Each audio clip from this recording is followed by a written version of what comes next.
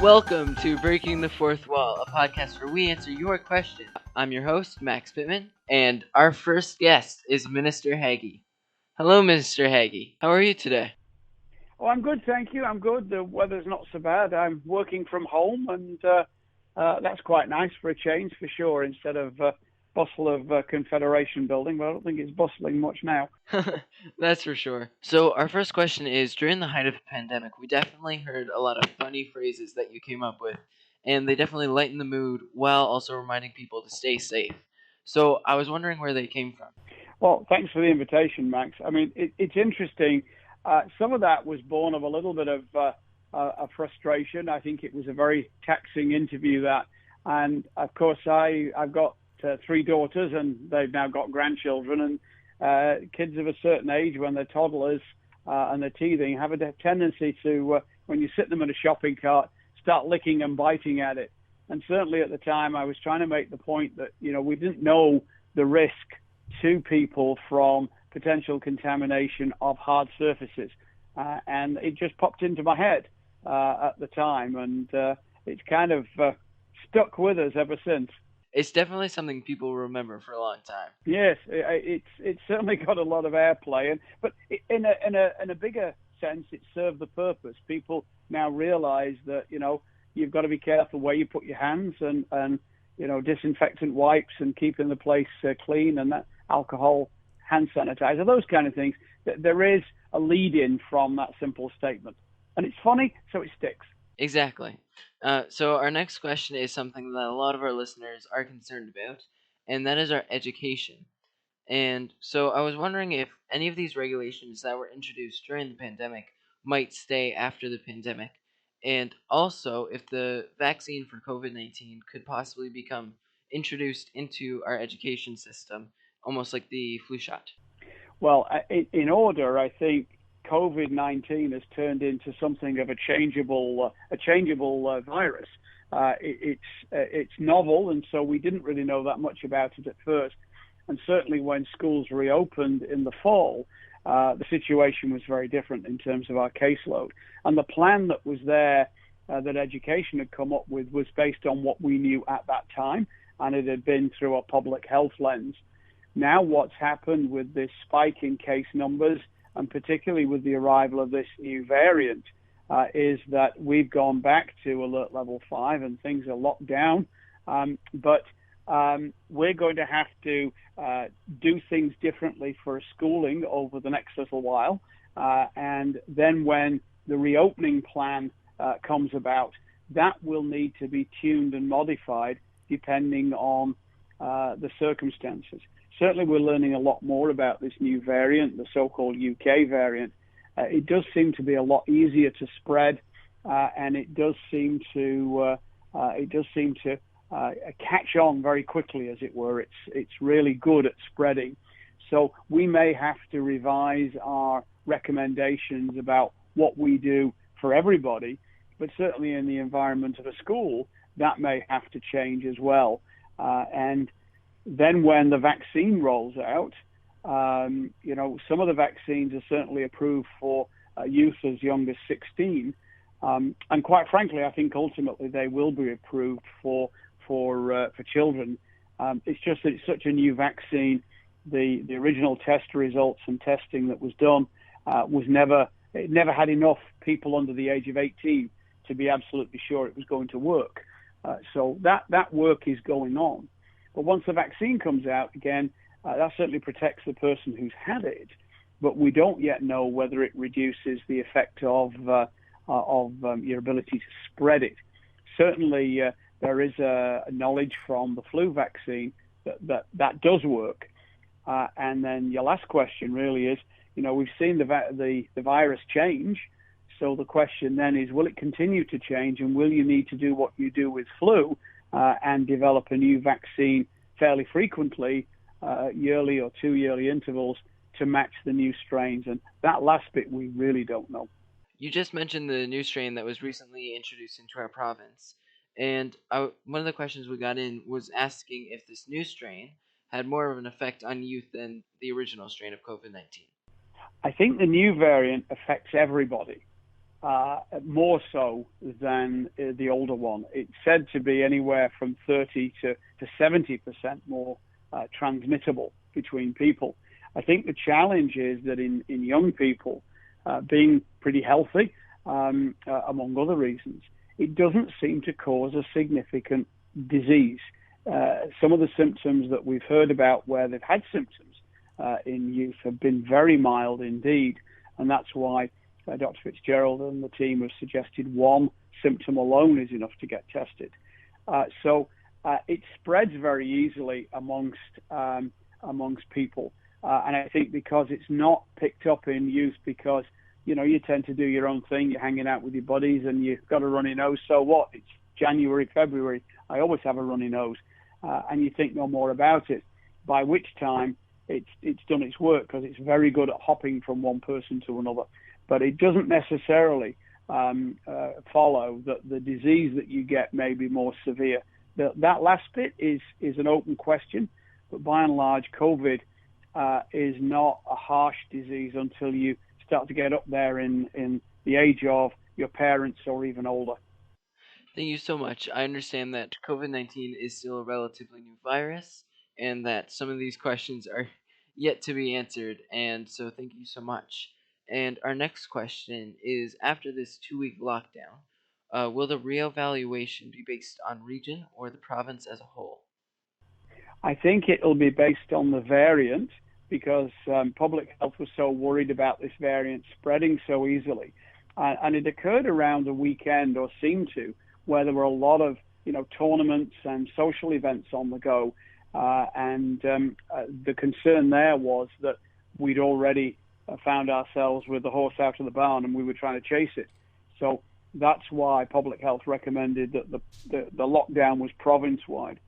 There's some work going on at the moment with kind of targeted testing in Western region, in Central, in Labrador, Grenfell, to see if the vaccine really did escape the virus did escape in really large numbers because of the lack of symptoms.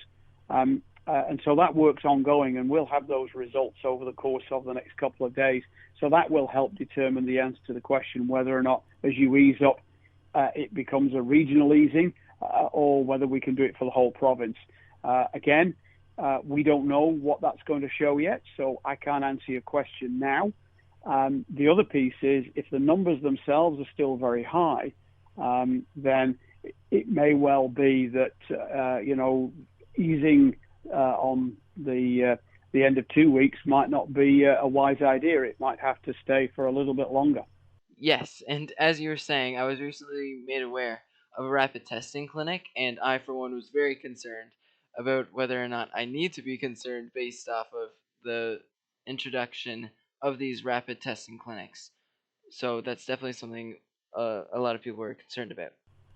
To answer that question, that was just each of the regional health authorities had to pick a site where they thought they could get a significant number of people through in the course of the time it was opened.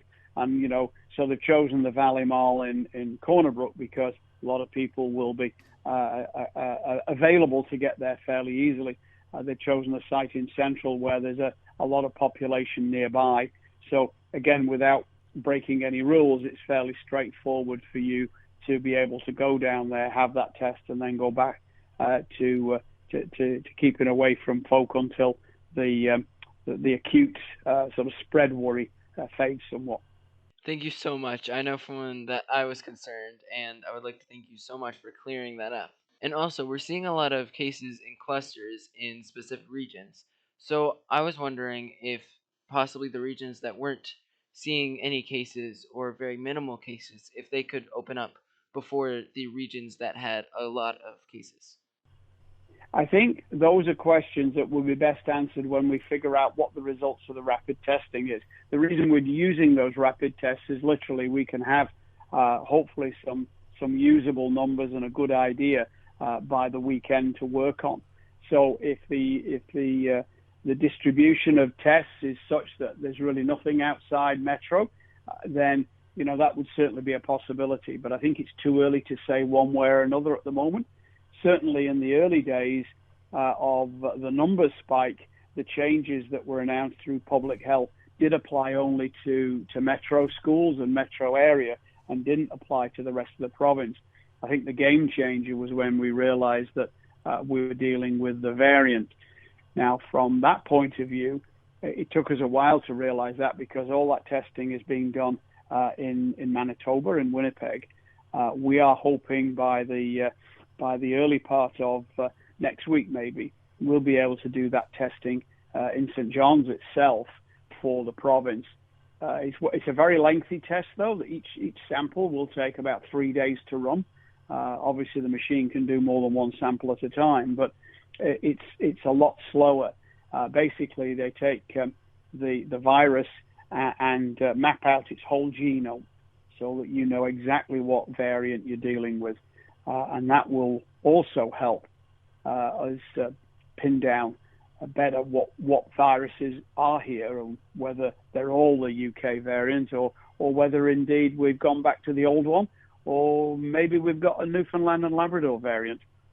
I, for one, am definitely hoping that the new variant has not reached the other regions yet, because I am missing my extracurriculars and, surprisingly, school. So I'm hoping that we can reopen as soon as possible.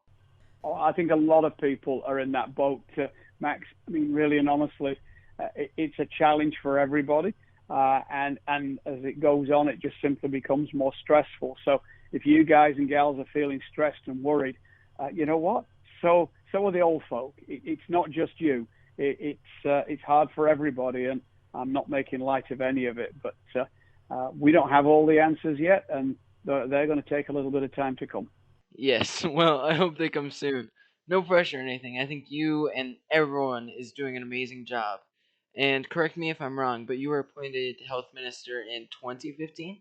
I was, yeah, December the 14th, 2015. Were you expecting to have to deal with a global pandemic when you were appointed? No, because it was really interesting, actually. I mean, I got all sorts of interesting aspirations as to how we'd improve, the healthcare system, and we've done a lot with mental health and addictions. And really, after the last election in 2019, I was looking at some of the other elements, integrated care delivery for youth, particularly, but also some senior stuff that we'd got in the back pocket. One of the things we did do, though, was we actually revised the Public Health Act because it was over 70 years old. It gave people, like ministers and the like, the power to stop trains and inspect dirty laundry. It was that old. So it wasn't relevant. And so we wrote into it planning around what we thought might be an epidemic. And instead of which, within 2 years of actually standing up in the House of Assembly and introducing this act, we ended up with a global pandemic. So, it was a bit of a surprise. Were you surprised at all with the newest outbreak in St. John's? Because I know I, for one, I was in quite shock because we were doing so good for so long. And I think we did really great as a province to try and keep our lifestyle as good as it can be. We done as a province exceptionally well, and quite honestly, it was down to everybody each doing their part as asked, as guided by public health. So it was, in a sense, certainly very surprising. It was certainly disappointing. But at the end of the day, there had been suggestions that everywhere else had a significant second wave. We hadn't. And looking back, I suppose we'd always had the contingency plans in our back pocket for this, but we just, with time going by, we thought, we might get lucky and we may never have to use them. But there you go. We'd planned for it, so unfortunately, we're in it. Well, I would like to thank you so much for making sure everything went as smoothly as it possibly could. No, it's great. It's part of a really good team here. It's not a very big team, but they certainly punch above their weight. And again, folks such as yourself and your listeners have played their part and done very well. And I think it's like a marathon. Just when you think you got to the finish line, you realize there's another few laps yet to go, and life throws in another hurdle here and there. So we just have to take a breath and do what we've always done and carry on. Oh, yes, and I know a lot of people did so well trying to get through this pandemic. trying to find new ways to teach or just try and keep business as usual. And while we're talking about business, one of our listeners asked a question. Some youth have gotten jobs over the pandemic, but not all of them have been able to follow all of the regulations in their workplace. So they were wondering how to stay safe in a workplace environment where not all regulations can be followed. I think the best way to stay safe is to follow Dr. Fitzgerald's advice. It applies at work as well as any other inside public space like schools. So I would try and keep your distance, 6 feet, if at all possible, and always wear a mask, a good mask, a thicker one, at least 2 layers, and maybe three. Have a hand sanitizer you can carry around with you, a little one you can either clip to your belt or carry around easily with you, and use it often. It needs to have at least 60% alcohol in, but most of the ones I've seen are higher concentration than that, so they're good. And if you do have a cough or a sneeze or don't feel well, don't go out. I think that is definitely some really good advice, and I think people should definitely stay home if they have any symptoms at all and not try to work through it because you never know, really. No, I think don't try and soldier on. And I mean, if they fit the checklist that public health have got out, and if they have, if they're there for just more than overnight, then you should call. Or ideally, actually, fill out the online assessment form on the website. That will then, if you trigger the need for a test, public health will contact you directly. You don't have to ring anybody. It saves time. And currently, I think the wait time from filling that form in, if you need a test, to actually getting an appointment is well under a day. That is definitely such a tremendous improvement from many other countries and areas that we've heard about where getting tests is next to impossible. Yeah. No, I think the public health and the laboratory staff have done very well, particularly over the last week, in getting that backlog of tests down to zero. They've actually in St. John's consolidated the extra pop-up sites that they had, and the Mount Pearl Senior High pop-up site is now closed, and the Reed Centre one is the only one of the last couple that's still open. And it's been a very good effort by all of them, and I can't say enough good things about them. But you're right, we live in a country where you can actually get a test. One of my last questions is if you were a youth today, although you are not a youth, you're a health minister, but if you were in the youth population, what would be something that you would be concerned about? Well, I think, I was once a youth, and I did actually have hair, contrary to what my daughters would always tell you. But, it's true. Your worries are no different than those of your parents. Your concerns are very little different than mine. I think what we have that you may not is just a little bit more resilience, coping with life because you've had to. There are coping skills that youth have that are extremely good. There are resources available out there, though, to help you. And they're online as well. Bridge the Gap, that's the one with two P's, .ca, has a specific youth section there. It has coping skills. It has relaxation videos. It has self-help. And I would suggest that if or when, rather, you feel anxious or nervous, that you use those, and that'll help. And in terms of looking at the big picture, this will pass at some point, and I can't tell you what the time scale would be. This will fade. We'll get the vaccine out. Things will go to a new normal, and I think you're right. We will adapt some of the way we live in terms of maybe wearing masks in the winter season, particularly, or when we travel, and travel will start up again. So keep the faith. This will pass, and being anxious and nervous about the process of getting there is quite normal. I'm definitely looking forward to traveling again. As soon as it can come back, the better, especially in the winter months. So, my last question, is there anything you would like to address and to get out into the world about this pandemic? I think, yes, the key message is that we have the tools public health have given us with the distancing piece, the mask piece, the hand sanitizers, the advice about staying home if you're not well. We have the mechanisms to do the testing, and public health can look after the population, just as physicians and nurses and the like can look after us as individuals. If we all do our little bit by following those guidelines and instructions, we will get where we need to go a lot faster. We've done it last year, and we can do it again this year.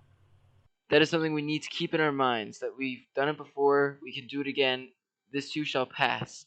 And so I'd like to thank you so much for answering some of these questions and concerns, and for all your amazing work, and thank you so much for everything, really. No, thank you for the offer. It's great to get a chance to address an audience I don't often get to, so I really appreciate it. And stay safe. Thank you so much, Minister Haggie, for coming on to Breaking the Fourth Wall. I would like to thank all of our listeners for tuning in to our first ever episode, which Minister Haggie was so kind as to be our first guest, and was able to answer so many of our questions. I would also like to thank everyone who are risking their lives to keep us all safe during this pandemic. For our next guest, we will be talking with Tom Osborne, Minister of Education here in Newfoundland and Labrador. And after that, we will have a chat with Mark Critch, author of Son of a Critch and comedian on the television series This Hour Has 22 Minutes. I cannot say enough thank yous to everyone who worked so hard to get this show on air, and I would also like to acknowledge all of our listeners who have been sending in questions. You can find us on Facebook at Breaking the Fourth Wall, fourth as in 4th, and on Instagram at breaking.the.fourth wall, with the fourth also as 4th, where you can see all our upcoming guests and submit questions for them. This has been Breaking the Fourth Wall, and I'm your host, Max Pittman, wishing you all a safe farewell. See ya!